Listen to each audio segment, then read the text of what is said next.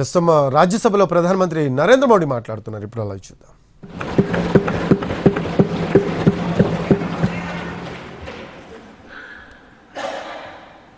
60 साल के बाद ये हुआ है कि 10 साल के बाद कोई एक सरकार फिर से उसकी वापसी हुई है। और मैं जानता हूं कि भारत के लोकतंत्र की 6 दशक के बाद आई हुई घटना असामान्य घटना है। और कुछ लोग जानबूझ करके उससे अपना मुंह फेर करके बैठे रहे। कुछ लोगों को समझ नहीं आया और जिनको समझ आया उन्होंने हो हल्ला उस दिशा में किया कि ताकि देश की जनता की इस विवेक बुद्धि पर, देश की जनता के इस महत्वपूर्ण निर्णय पर कैसे छाया कर दी जाए, कैसे उसको ब्लैकआउट किया जाए, इसकी कोशिश हुई। लेकिन मैं पिछले 2 दिन से देख रहा हूं कि आखिर तक पराजय भी स्वीकार हो रहा है और दबे मन से, कम मन से विजय भी स्वीकार हो रहा है।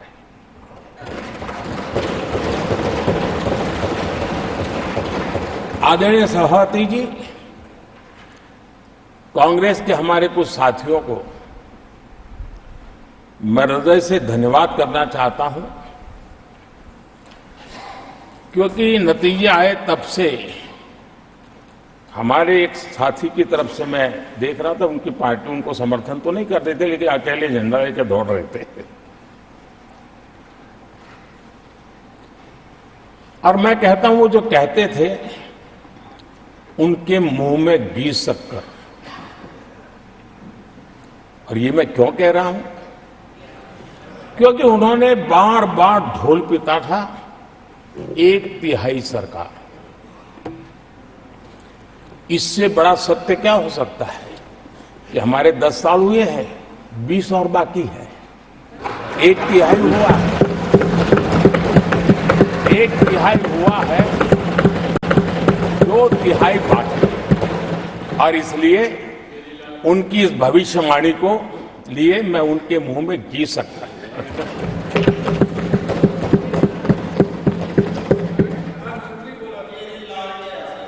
आदरणीय सभापति जी, 10 वर्षों के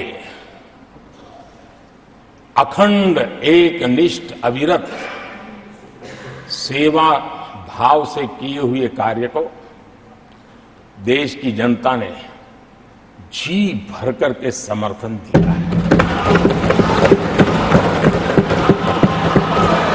देश की जनता ने आशीर्वाद दिए हैं। आदरणीय सभापति जी, इस चुनाव में देशवासियों की विवेक बुद्धि पर गर्व होता है, क्योंकि उन्होंने प्रोपेगेंडा को परास्त कर दिया है।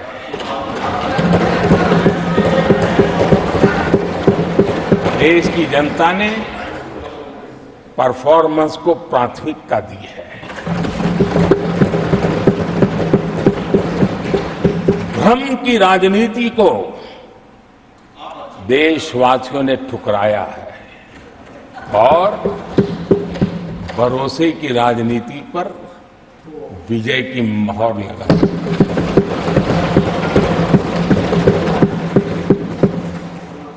आदरणीय सभापति जी, संविधान के 75वें वर्ष में हम प्रवेश कर रहे हैं। इस सदन के लिए भी ये पड़ाव विशेष है, क्योंकि इसे भी 75 साल हुए हैं और इसलिए एक सुभग संयोग है। आदरणीय सभापति जी, मेरे जैसे बहुत लोग हैं इस देश के सार्वजनिक जीवन में, जिनके परिवार में कोई गांव का सरपंच भी नहीं रहा है, गांव का प्रधान भी नहीं रहा है, राजनीति से कोई सरोकार नहीं रहा है, लेकिन आज अनेक महत्वपूर्ण पदों पर पहुंच करके देश की सेवा कर रहा है। और उसका कारण बाबा साहब आम्बेडकर ने जो संविधान दिया है, उसने हम जैसे लोगों को अवसर दिया है। और मेरे जैसे अनेक लोग हैं जिनको बाबा साहब आम्बेडकर द्वारा दिए गए संविधान के कारण यहां तक आने का अवसर मिला है।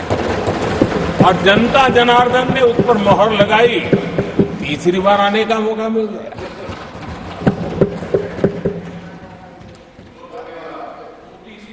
आदरणीय सभापति जी,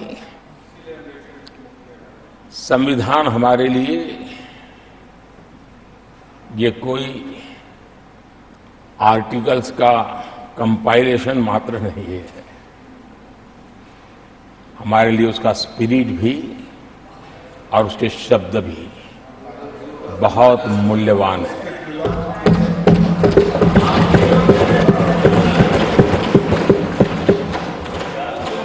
और हमारा मानना है कि किसी भी सरकार के लिए, किसी भी सरकार के नीति निर्धारण में, कार्यकलापों में हमारा संविधान लाइट हाउस का काम करता है, दिशा दर्शक का काम करता है, हमारा मार्गदर्शन करता है। आदरणीय सभापति जी, मुझे याद है मैंने जब लोकसभा में हमारी सरकार की तरफ से कहा गया कि हम 26 नवंबर को संविधान दिवस के रूप में मनाएंगे, तो मैं हैरान हूं जो आज संविधान की प्रत लेकर के कूदते रहते हैं, दुनिया में लहराते रहते हैं, उन लोगों ने विरोध किया था 26 जनवरी तो है, तो संविधान दिवस क्यों लाए। और आज संविधान दिवस के माध्यम से, आज संविधान दिवस के माध्यम से देश के स्कूल कॉलेजेस में संविधान की भावना को, संविधान की रचना में क्या भूमिका रही है, देश के गणमान्य महापुरुषों ने संविधान के निर्माण में किन कारणों से कुछ चीजों को छोड़ने का निर्णय किया, किन कारणों से कुछ चीजों का स्वीकार करने का निर्णय किया, इसके विषय में हमारे स्कूल कॉलेजेस में विस्तार से चर्चा हो, निबंध स्पर्धाएं हो, चर्चा सभाएं हो, एक व्यापक रूप से संविधान के प्रति आस्था का भाव जगे और संविधान के प्रति समझ विकसित हो। देशवासियों के लिए आने वाला पूरा कालखंड संविधान हमारी सबसे बड़ी प्रेरणा रहे, इसके लिए हम कोशिश करते रहे हैं। और अब जब 75 वर्ष में प्रवेश कर रहे हैं तो हमने इसे एक जन उत्सव के रूप में राष्ट्रव्यापी उत्सव मनाने का तय किया और इससे देश के कोने कोने में संविधान की भावना को, संविधान के पीछे जो मकसद है उसके विषय में भी देश को अवगत कराने का प्रयास है। आदरणीय सभापति जी, देश की जनता ने हमें तीसरी बार जो अवसर दिया है, वो अवसर विकसित भारत आत्मनिर्भर भारत, इस यात्रा को मजबूती देने के लिए, इस संकल्प को सिद्धि तक ले जाने के लिए हमें देश के कोटि कोटि जनों ने आशीर्वाद दिए हैं।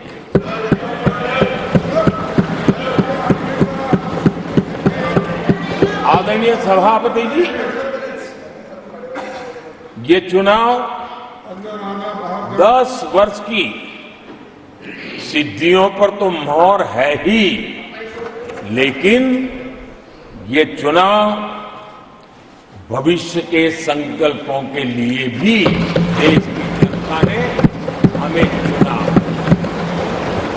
क्योंकि देश की जनता का एकमात्र भरोसा हम पर होने के कारण आने वाले सपनों को, संकल्पों को सिद्ध करने के लिए हमें अवसर दिया।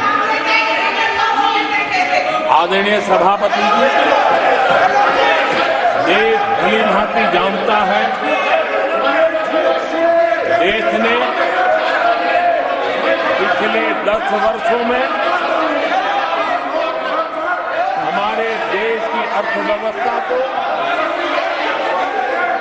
10 नंबर से 5 नंबर पर पहुंचाने में सफलता पाई और जैसे जैसे नंबर निकटता की सिद्धि की ओर पहुंचता है, एक की तरफ पहुंचता है, तो चुनौतियां भी बढ़ती हैं और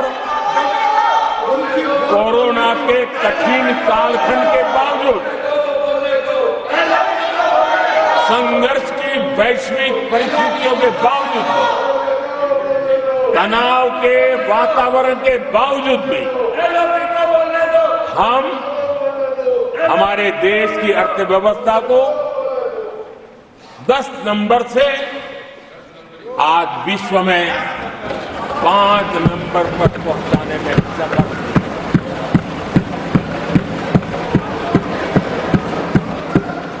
इस बार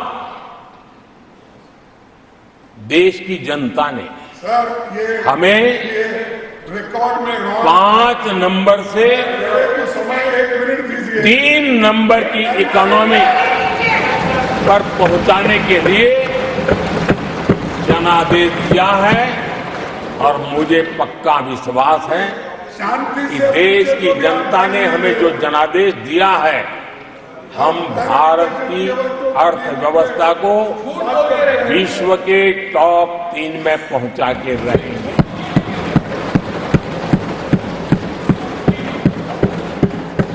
मैं जानता हूं आदरणीय सभापति जी, यहां कुछ ऐसे विद्वान हैं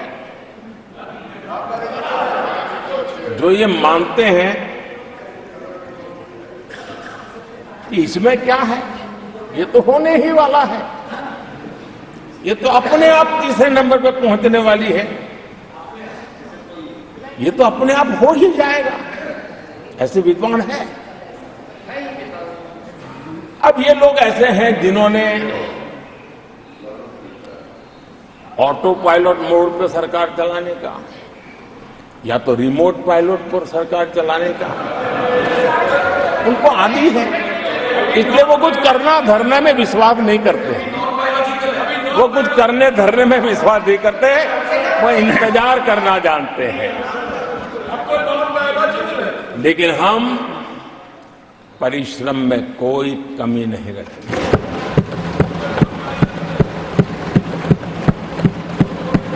आने वाले वर्षों में पिछले 10 वर्षों में हमने जो किया है उसको गति भी बढ़ाएंगे, उसका विस्तार भी बढ़ाएंगे और गहराई भी होगी, ऊंचाई भी होगी और हम इस संकल्प को पूरा करेंगे। आदरणीय सभापति जी, चुनाव के दरमियान मैं देशवासियों को कहता था कि जो 10 साल हमने काम किया है, हमारे जो सपने और संकल्प है, उसके हिसाब से तो ये एपेटाइजर है, मेन कोर्स तो अभी शुरू हुआ।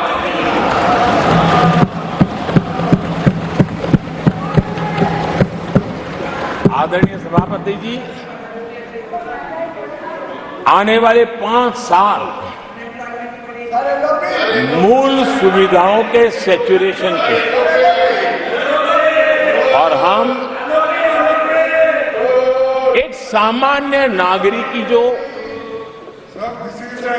रोजमर्रा की जिंदगी की आवश्यकताएं होती हैं, एक गरिमापूर्ण जीवन जीने के लिए जिन व्यवस्थाओं की, जिन सुविधाओं की, जिस प्रकार के गवर्नेंस की आवश्यकताएं होती हैं, हम इन मूलभूत सुविधाओं के सैचुरेशन का युग के रूप में उसको परिवर्तित करना चाहते हैं। आदरणीय सभापति जी, आने वाले 5 वर्ष गरीबों के खिलाफ निर्णायक लड़ाई के हैं। आने वाले 5 वर्ष गरीबी के खिलाफ, गरीबों की लड़ाई, और मैं मानता हूं गरीब जब गरीबी के खिलाफ लड़ाई के लिए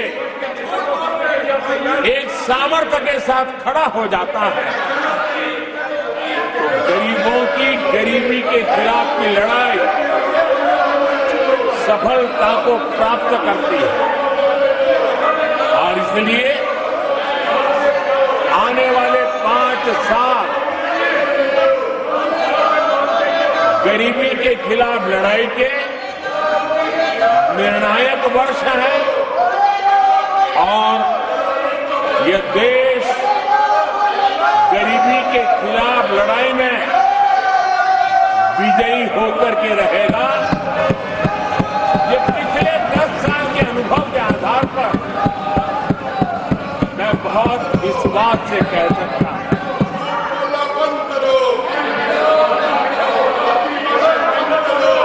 आदरणीय सभापति जी, जब देश दुनिया की तीसरी बड़ी इकोनॉमी बनेगा, तो इसका लाभ, इसका प्रभाव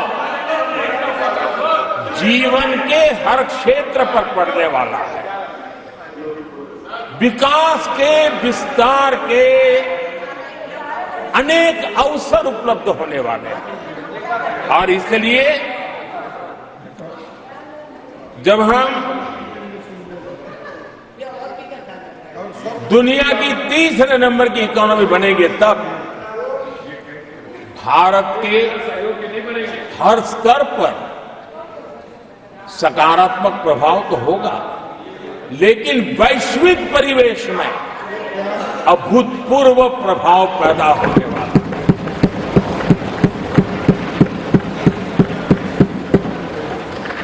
आदरणीय सभापति जी, हम आने वाले कालखंड में नए स्टार्टअप्स का, नई कंपनियों का वैश्विक उभार देख रहे हैं। और मैं देख रहा हूं कि आने वाले कालखंड में हमारे टियर 2, टियर 3 सिटीज भी ग्रोथ इंजन की भूमिका में देश में बहुत बड़ा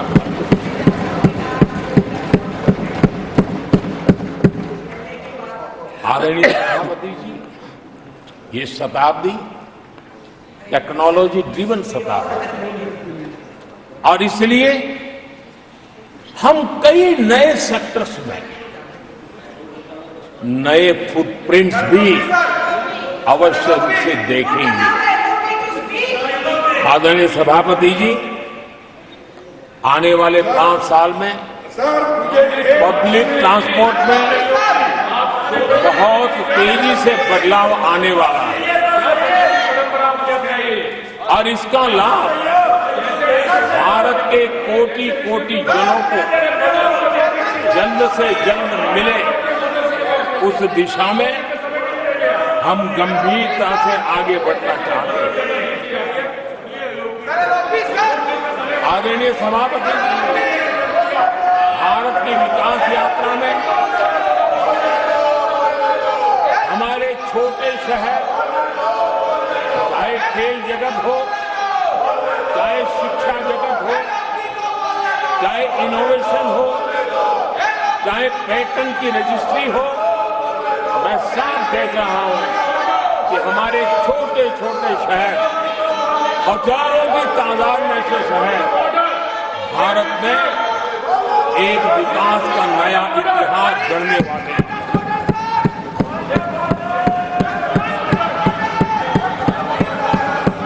आदरणीय सभापति जी, मैंने पहले भी कहा है कि भारत के विकास यात्रा में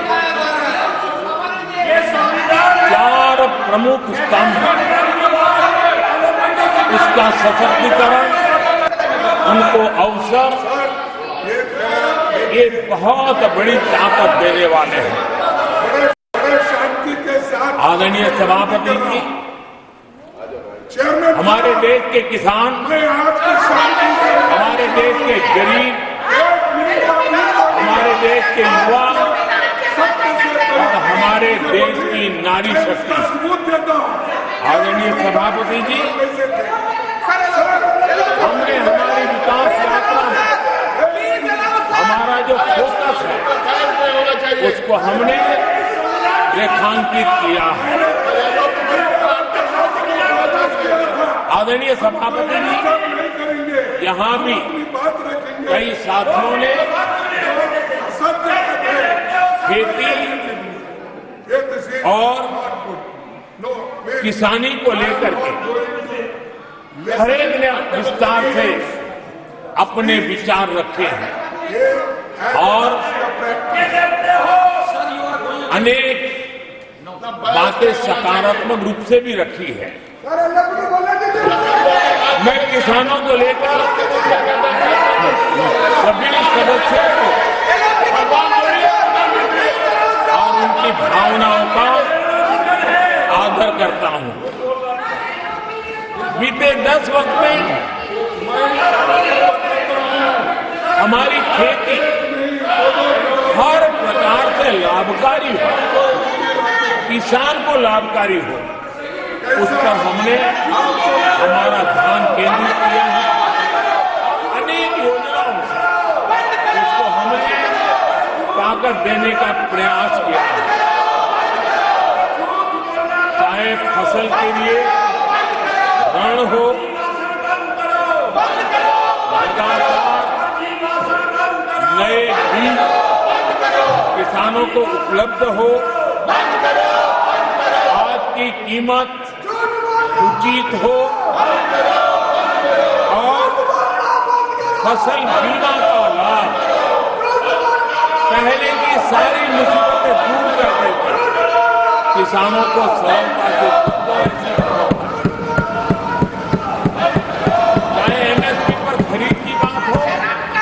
हमने पुराने सारे रिकॉर्ड तोड़ करके किसानों को लाभ दिया। एक प्रकार से बीज से बाजार तक हमने किसानों के लिए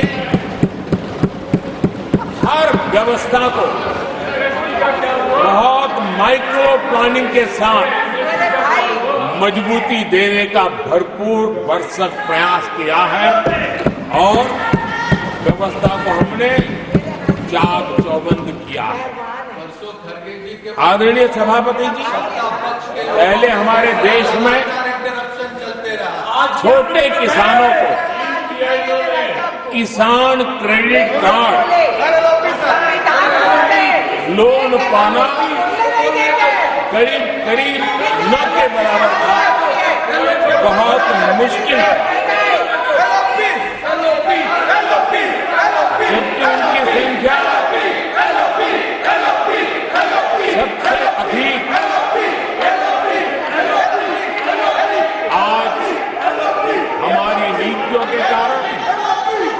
किसान क्रेडिट कार्ड के विस्तार के कारण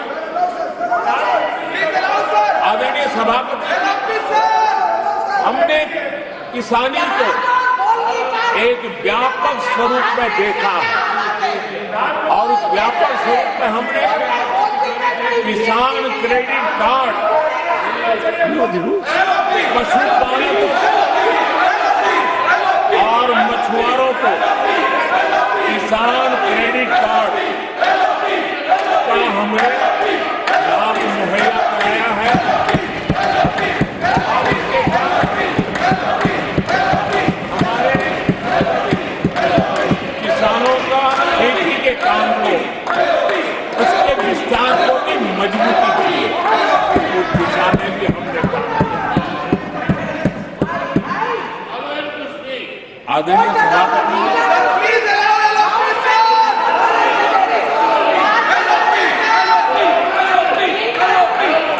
कांग्रेस के कार्यकाल में 10 साल में एक बार किसानों की कर्ज माफी की बहुत डोल पीटे गए और एक बढ़ चढ़ करके बातें बता करके किसानों को गुमराह करने का भरसक प्रयास किया गया था।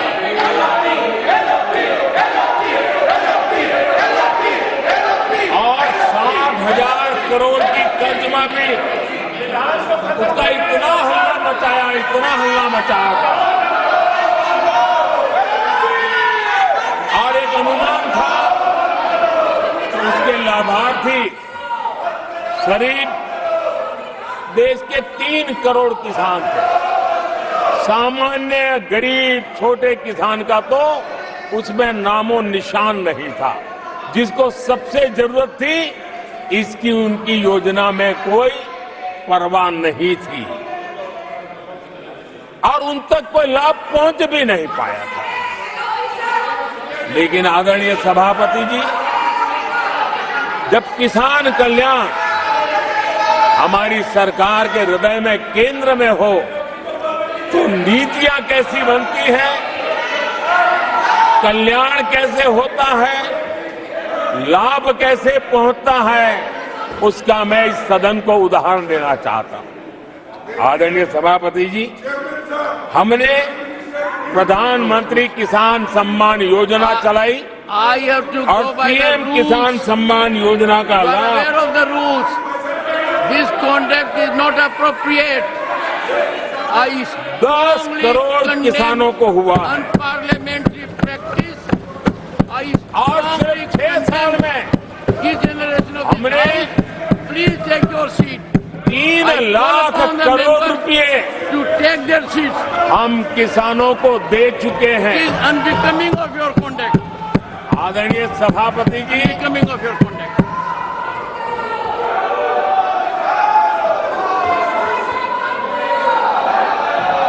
आदरणीय सभापति जी, देश देख रहा है झूठ फैलाने वालों की सत्य सुनने की ताकत भी नहीं होती।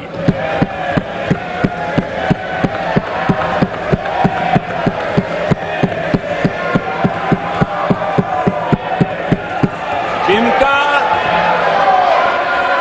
सत्य से मुकाबला करना, इसके लिए जिनके हौसले नहीं है, वो बैठ करके इतनी चर्चा के बाद उन्होंने उठाए हुए सवालों के जवाब भी सुनने की हिम्मत नहीं है। इन्होंने ये अपर हाउस को अपमानित कर रहे हैं। इस अपर हाउस की महान परंपरा को अपमानित कर रहे हैं। आदरणीय सभापति जी, देश की जनता ने हर प्रकार से उनको इतना पराजित कर दिया है कि अब उनके पास गली मोहल्ले में चीखने के सिवाय कुछ बचा नहीं। नारेबाजी, हो हल्ला और मैदान छोड़ के भाग जाना, यही उनके नसीब में लिखा हुआ है।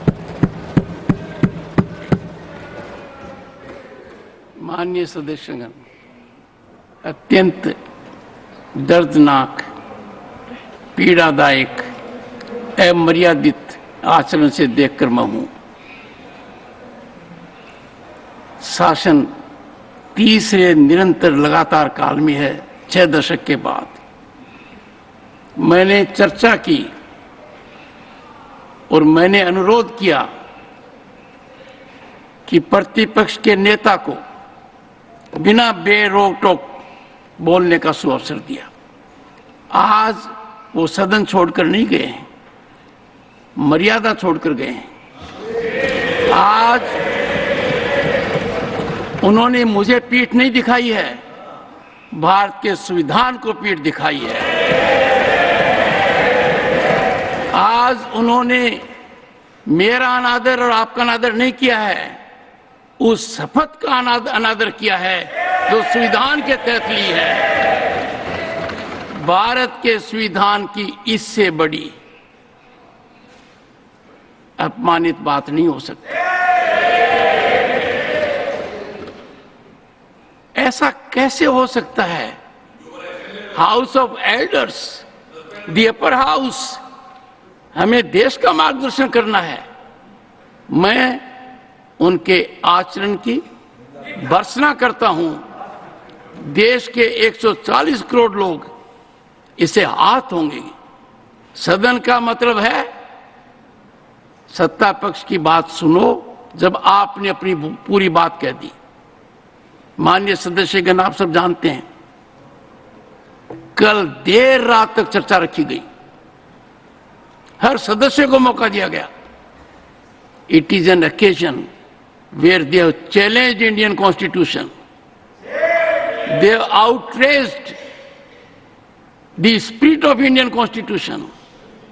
They have disregarded the oath they have undertaken. मैं इस कुर्सी पर बैठकर इतना दुखी हूं कि भारत के संविधान का इतना बड़ा अपमान, इतना बड़ा मजाक।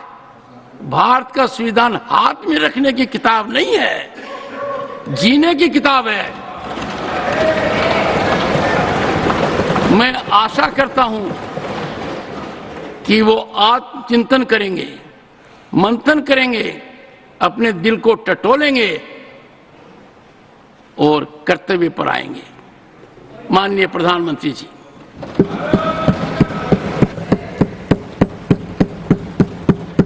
आदरणीय सभापति जी, आपकी वेदना मैं समझ सकता हूं। 140 करोड़ देशवासियों ने जो निर्णय दिया है, जो जनादेश दिया है, इसे ये पचा नहीं पा रहे हैं। और कल उनकी सारी हरकतें फेल हो गई, तो आज उनका वो लड़ाई लड़ने का भी हौसला नहीं था और इसलिए वो मैदान छोड़ करके भाग गए हैं।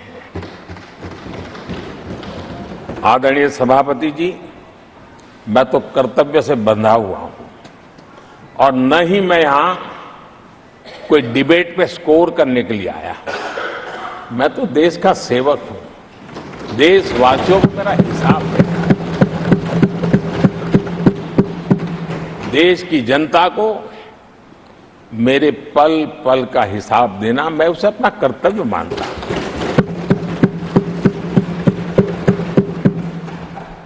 आदरणीय सभापति जी, वैश्विक परिस्थितियां ऐसी पैदा हुई कि फर्टिलाइजर के लिए बहुत बड़ा संकट पैदा हुआ। हमने देश के किसान को मुसीबत में नहीं आने दिया और हमने करीब करीब 12 लाख करोड़ रुपया फर्टिलाइजर में सब्सिडी दी है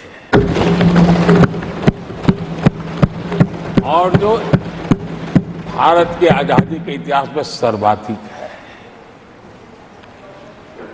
और उसी का परिणाम है कि हमारे किसान को फर्टिलाइजर का इतना बड़ा बोझ उस तक हमने जाने नहीं दिया।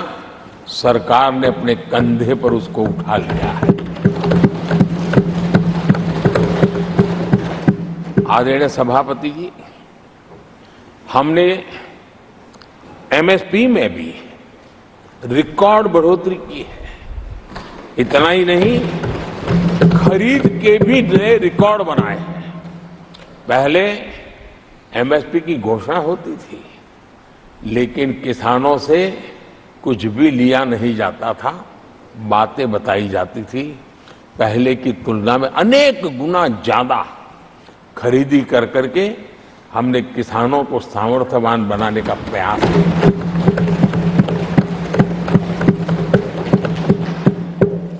आदरणीय सभापति जी, 10 वर्षों में हमने कांग्रेस सरकार की तुलना में धान और गेहूं किसानों तक 2.5 गुना अधिक पैसा पहुंचाया और हम आने वाले 5 साल सिर्फ इसी का इंक्रीमेंटल वृद्धि करके रुकना नहीं चाहते। हम नए नए क्षेत्रों को, उन कठिनाइयों का अध्ययन करके उसकी मुक्ति के लिए प्रयास कर रहे हैं। और इसलिए आदरणीय सभापति जी, अन्न भंडारण का विश्व का सबसे बड़ा अभियान हमने हाथ लिया है और लाखों की तादाद में विकेंद्रित व्यवस्था के तहत अन्न भंडारणों की रचना करने की दिशा में काम चल पड़ा है। फल और सब्जी एक ऐसा क्षेत्र है, हम चाहते हैं किसान उस तरफ मुड़े और उसके भंडारण के लिए भी एक व्यापक इंफ्रास्ट्रक्चर की दिशा में हम काम कर रहे हैं। आदरणीय सभापति जी, सबका साथ सबका विकास, इस मूल मंत्र को लेकर के हमने देश सेवा की हमारी यात्रा को निरंतर विस्तार देने का प्रयास किया है। देशवासियों को गरिमापूर्ण जीवन देना, ये हमारी प्राथमिकता रही है।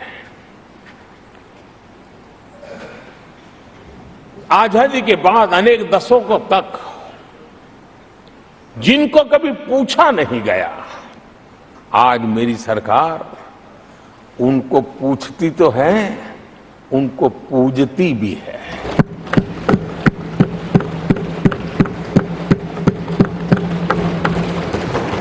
हमारे दिव्यांग भाई बहनों के साथ हमने मिशन मोड में उनकी कठिनाइयों को समझ करके माइक्रो लेवल पर उसको एड्रेस करने का प्रयास किया है और व्यवस्थाएं विकसित करने का प्रयास किया है ताकि वे गरिमापूर्ण जीवन जी सकें और कम से कम किसी का सहारा उनको लेना पड़े, इस दिशा में हमने काम किया है। आदरणीय सभापति जी, हमारे समाज में किसी न किसी कारणवश एक उपेक्षित वर्ग, यानी एक प्रकार से समाज में बार बार हरदूत होने वाला वर्ग, वो ट्रांसजेंडर वर्ग है। हमारी सरकार ने ट्रांसजेंडर साथियों के लिए कानून बनाने का काम किया है और जब पश्चिम की दुनिया के लोग ये सुनते हैं तो उनको भी गर्व होता है, जब भारत इतना प्रोग्रेसिव है, भारत की तरफ बड़े गर्व की नजर से देखा जाता है। हमने उनको मुख्य धारा में लाने का प्रयास शुरू किया है। आपने देखा होगा, पद्मा अवार्ड में भी ट्रांसजेंडर को अवसर देने में हमारी सरकार आ गया है। आदरणीय सभापति जी, हमारे गुमंत जनजातीय समुदाय, हमारे गुमंत साथी, हमारे बंजारा परिवार, उनके लिए एक अलग कल्याण बोर्ड बनाया है ताकि उनकी आवश्यकताओं को हम एड्रेस कर सकें और उनको भी एक स्थायी, सुरक्षित और संभावनाओं वाला जीवन प्राप्त हो, उस दिशा में हम काम कर रहे हैं। आदरणीय सभापति जी, हम एक शब्द लगातार सुनते आए हैं, पीबीटीजी, पीबीटीजी, पीबीटीजी। हमारे जनजातीय समूह में ये सबसे पीछे रहा हुआ और आजादी के इतने सालों के बाद भी जिन्होंने उनको निकट से देखा होगा, पता चलता है कि कैसी हालत में जीते हैं।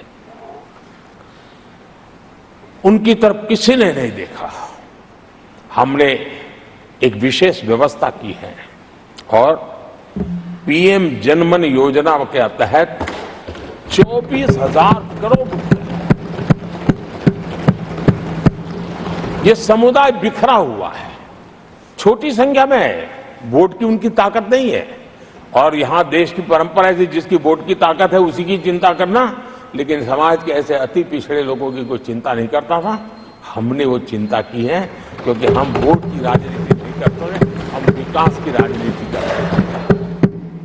आदरणीय सभापति जी, हमारे देश में पारिवारिक कौशल्य भारत की विकास यात्रा का और व्यवस्था का एक अंग रहा है। जो हमारा विश्वकर्मा समूह है, जिनके पास परंपरागत से हुनर है और जो समाज की आवश्यकताओं को पूरी करता है, लेकिन उनको कभी एड्रेस नहीं किया गया। हमने करीब 13,000 करोड़ रुपए की योजना से विश्वकर्मा समुदाय को आधुनिकता की तरफ ले जाना, उनके अंदर प्रोफेशनलिज्म आई। आदरणीय सभापति जी, गरीबों के नाम पर बैंकों का राष्ट्रीयकरण तो कर दिया गया था, लेकिन मेरे रेहड़ी पटरी वालों को कभी बैंक के दरवाजे तक देखने की हिम्मत नहीं होती थी, हालत थी। पहली बार देश में पीएम स्वनिधि योजना के तहत रेहड़ी पटरी वालों की चिंता की गई है और आज वो ब्याज के कुचक्र से बाहर आकर के अपने परिश्रम से और ईमानदारी से जो रेहड़ी पटरी वालों को बैंकों से लोन मिले हैं, वे लगातार, बैंक वाले भी खुश हैं, लेने वाले भी खुश हैं। और जो कल फुटपाथ पर रेहड़ी बैठता था, आज एक छोटी दुकान दिशा में बनाने की दिशा में आगे बढ़ रहा है। जो पहले खुद मजदूरी करता था, आज एक आध दो को रोजगार देने की दिशा में काम कर रहा है। और यही कारण है कि गरीब हो, दलित हो, पिछड़े हो, आदिवासी हो, महिला हो, उन्होंने हमारा भारी समर्थन किया है। आदरणीय सभापति जी, हम विमेन लेड डेवलपमेंट की बात करते हैं। दुनिया के प्रगतिशील देशों के लिए भी विमेन डेवलपमेंट तो बहुत स्वाभाविक स्वीकार करते हैं, लेकिन विमेन लेड डेवलपमेंट की बात करते हैं तो उनके भी उत्साह में थोड़ी कमी नजर आती है। ऐसे समय भारत ने नारा नहीं, निष्ठा के साथ विमेन लेड डेवलपमेंट की ओर कदम बढ़ाए और महिला सशक्तिकरण का लाभ आज दिख रहा है, हर क्षेत्र में दिख रहा है और भारत की विकास यात्रा में वो कंट्रीब्यूट कर रहा है। मैं आदरणीय सांसद सुधा मूर्ति जी का आभार व्यक्त करता हूं कि कल उन्होंने चर्चा में महिलाओं के आरोग्य के विषय पर बल दिया था और उसका महात्म्य क्या है, उसकी आवश्यकता क्या है, उस पर बड़े विस्तार से उन्होंने कहा था। और उन्होंने एक बात ये भी बड़ी इमोशनल बताई थी कि मां अगर चली गई तो उसका कोई उपाय नहीं होता, फिर नहीं मिल सकती। ये भी बड़ी भावात्मकता से उन्होंने बताया था। विमेन हेल्थ, सैनिटेशन, वेलनेस पर हमने 10 वर्षों में एक प्रायोरिटी सेक्टर के लिए आपने काम किया है। आदरणीय सभापति जी, टॉयलेट हो, सैनिटरी पैड्स हो, गैस कनेक्शन हो, प्रेगनेंसी के दौरान वैक्सीनेशन की व्यवस्था हो और इसका फायदा हमारे देश की माताओं बहनों को मिला है। आदरणीय सभापति जी, आरोग्य के साथ साथ महिलाएं आत्मनिर्भर बने, उस दिशा में भी हम लगातार काम कर रहे हैं। बीते वर्षों में हमने जो 4 करोड़ घर बनाए हैं, उसमें से ज्यादातर घर हमने महिलाओं के नाम पर रजिस्टर, बैंकों में खाते खुलने से,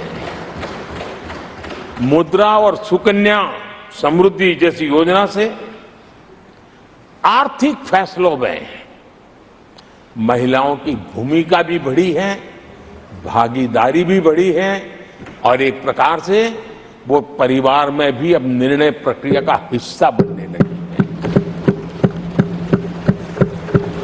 आदरणीय सभापति जी, विमेन सेल्फ हेल्प ग्रुप्स, उससे जुड़ी 10 करोड़ बहनें, उनका आत्मविश्वास तो बढ़ा ही बढ़ा है, उनकी आय भी बढ़ी है।